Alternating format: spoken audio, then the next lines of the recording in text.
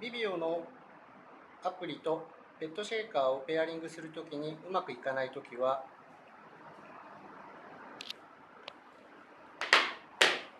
まずこのストラップを5秒間引っ張ってください。ここが青く光ります。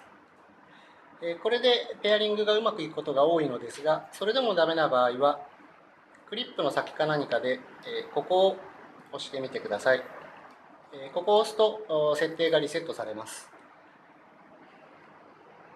で、設定画面に行くとすぐに接続ができます。